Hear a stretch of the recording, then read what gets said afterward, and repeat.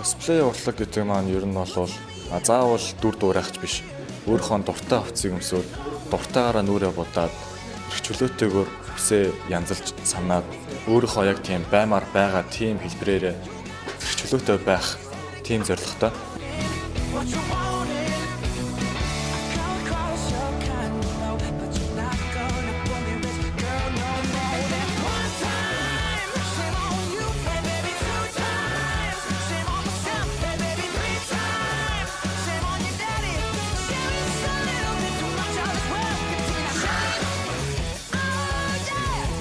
Олонний донд л ер нь тэгэл энэ хувцсыг өмсөөл ер нь кайф авах юм гоё гэж тийм